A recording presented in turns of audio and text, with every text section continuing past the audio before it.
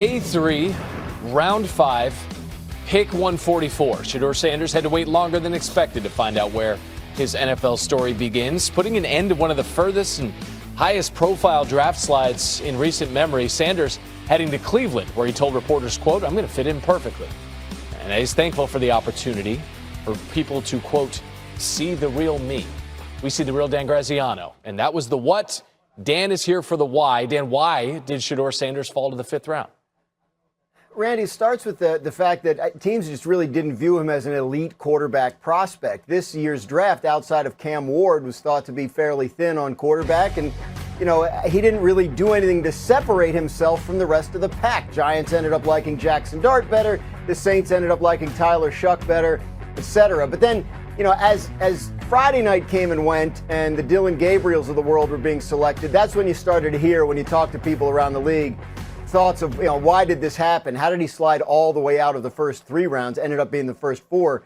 You know, there was a thought that maybe they could have handled the pre-draft process better, didn't throw at the combine, didn't go to the Senior Bowl. Some teams had positive interactions with him in interviews, some had negative ones.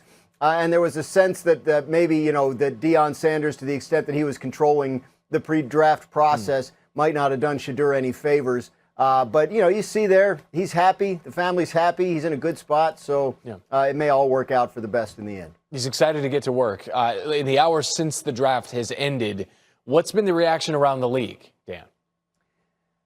You mean that he fell to the 5th? I think people were a little surprised, but I also think that most people I talked to didn't see him as a first rounder anyway. So once you get past that, but I think fundamentally one of the key things you keep hearing is he's in a good spot in Cleveland. He's got a chance. This is their quarterback depth chart, which is amazingly 3 first-round picks and 2 rookies.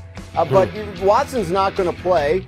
And if you have to beat out Dylan Gabriel, Kenny Pickett, Joe Flacco, I think he's going to have the opportunity this offseason and in camp to do that. So not every place he got drafted would have offered him that opportunity, but given how wide open the quarterback competition is in Cleveland, it may be a good spot for him. You mentioned day 2 and Friday. Sanders actually received a prank call during day 2 of the draft, the call being from the son of Falcons defensive coordinator Jeff Ulbrich.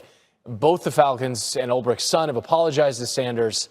The week for Shedeur Sanders is the stuff that movies will be written of, perhaps. That's Dan Graziano. Ulbrich, son of Falcons D.C.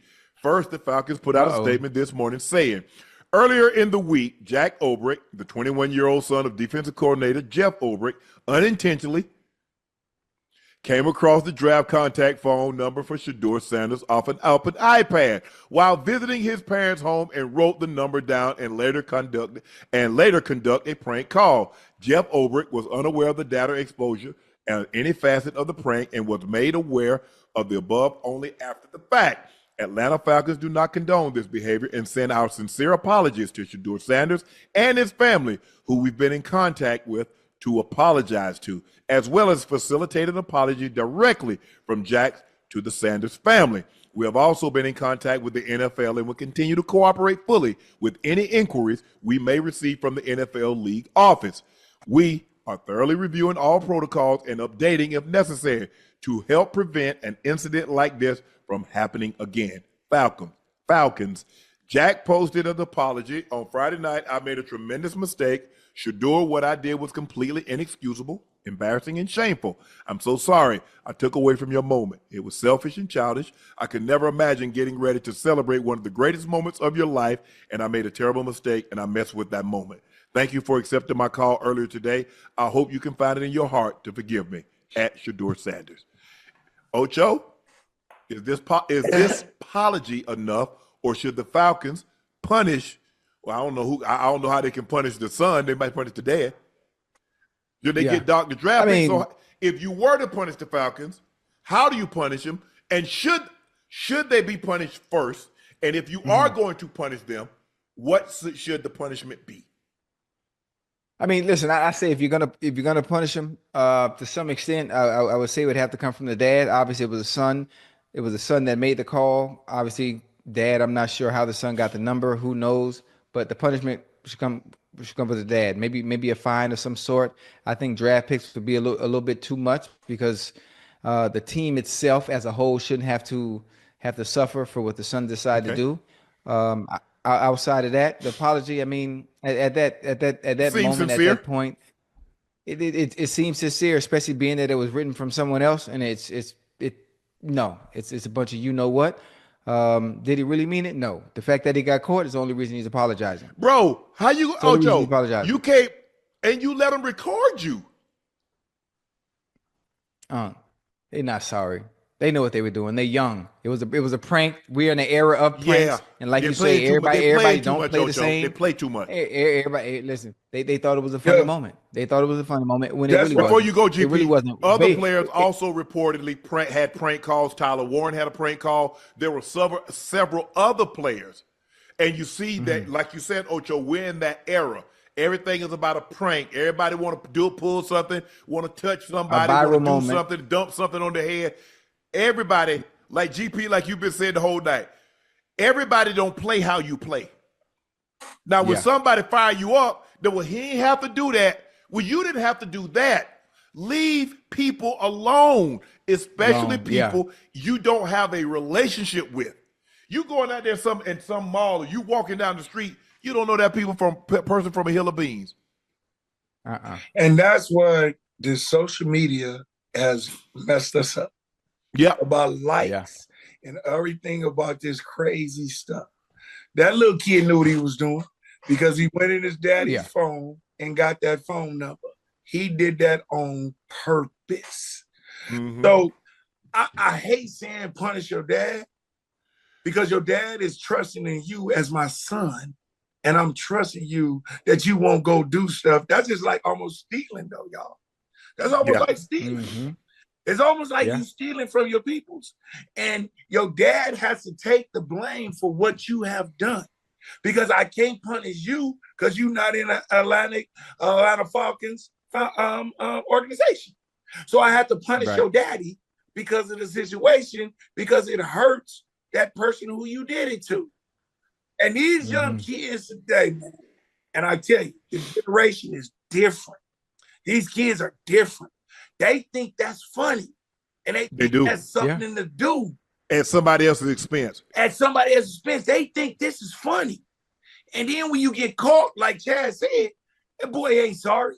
Because if he was sorry, he would have said he did it from day one. And he would have been like, that I did it. But he got caught. And when he got caught, he had to say the right thing to make his daddy be okay and look a little bit better. And you look at it, the Falcons here's as well. the thing, Ocho.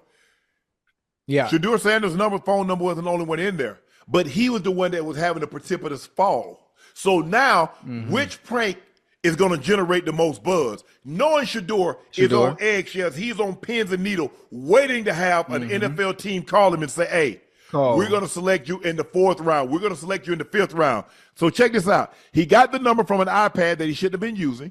He waited days because it ain't just happened. And then he made the prank call. He filmed himself while making the prank calls, waited days to make the apology.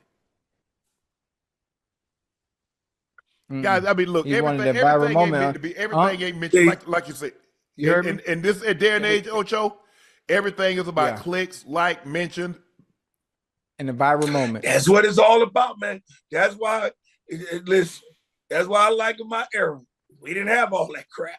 Men didn't play like that. Yeah, we didn't get out like that. See, I tell Ocho all the time. We don't get out like that. I came up, I don't remember men playing no practical jokes on nobody. Like, boy, you better scrap it up. You can't do that because next time we see you, we're going to knock you out. You feel what I'm saying? It ain't going to be about, man, okay, man, I'm going to take this court date, man. No, man, I'm going to knock you smooth out. Because we ain't talking about all that because you messing with my livelihood. About all this social media and all that crap, man. We ain't doing that. Yeah, you know I'm glad I didn't come up in that area. I'm glad. Now, look, I would have loved to make the money that these cats make, but GP, I wouldn't want to be in this era. It's too much. I wouldn't want to be in the social media era. I wouldn't. Hey, I'm gonna tell y'all, I don't want to be in the social media area because I would have been divorced way earlier than what I did. No, I would have been all bad. Man. GP, you stupid. Man, I would have been viral all the time. You know what I'm saying? You know what I'm saying? But man, Every day you walk out, man, you going somewhere, man, there's a camera, man, oh, man, they're looking at, man, I ain't on that, man. What is a like to me? I don't care about no likes, man. I'm already popular. You know what I'm saying? I don't care if you give me a million likes. A million people are already looking at me. So what? I don't care about all that, man. You messing up my life, man. And I'm not dealing with that, though. It's crazy to me that you can sit on the phone and watch people do what they do, and they silly. You just told me, and I ain't surprised. That boy got in that iPad and then filmed himself doing it. How stupid is that? How you think that we ain't gonna figure that out? Yeah. How you think we ain't gonna get that? That's how dudes get caught killing people.